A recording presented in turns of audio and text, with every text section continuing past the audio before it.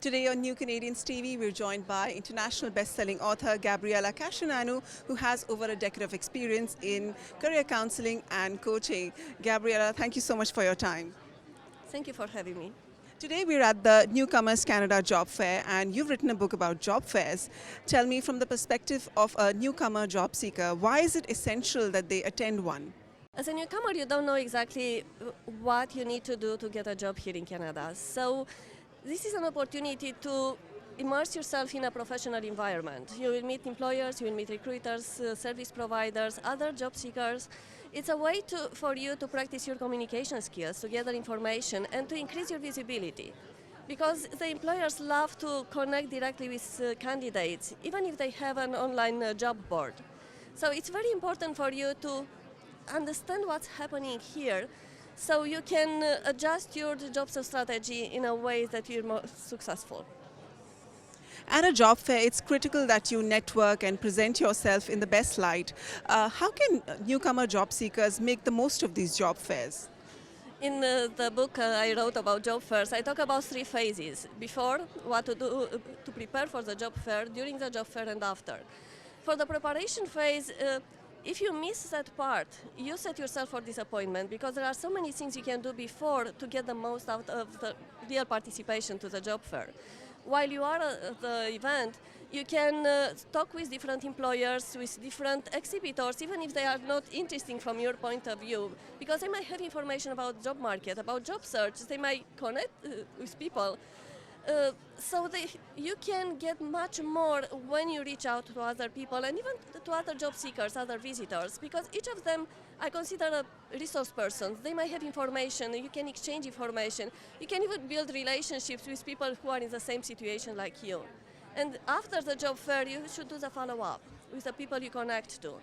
You should reflect on what went well, what didn't, how you projected your image. Was it what you wanted to? Do you want to improve something in the way you present yourself, in your communication? So there are a lot of things that you can do after as well.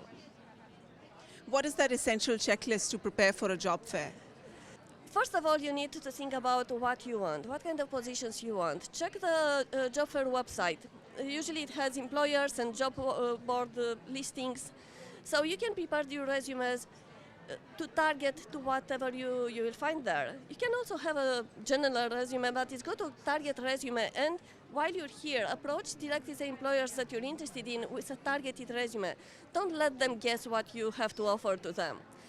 Also, set an intention. What would you like to get from this job fair? Would you like to hand out, let's say, 10 resumes and meet 3 people to make some good connections for later on? You want to increase your network. Don't just go there without knowing what you want, because when you have an intention, you will be more focused and you will be able to achieve whatever you want. And don't expect too much. Employers don't come to a job fair to hire people. They come to connect with candidates, and if they like the candidate, the people they are speaking to, they can follow up if they have the resume.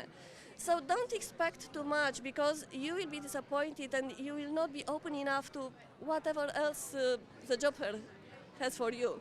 Those connections, those opportunities for you to practice your skills, communication skills, for example.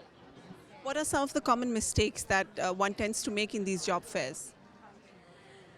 One of the biggest things that an employer told me is don't ask employers what they do. It's your job to do your research. You can find them on the job fair website. You can go on the company website to understand the product, services, whatever they have to offer. Because the employer, if they need to introduce themselves to each candidate, they don't have too much time to speak with the candidate itself. So that's a no.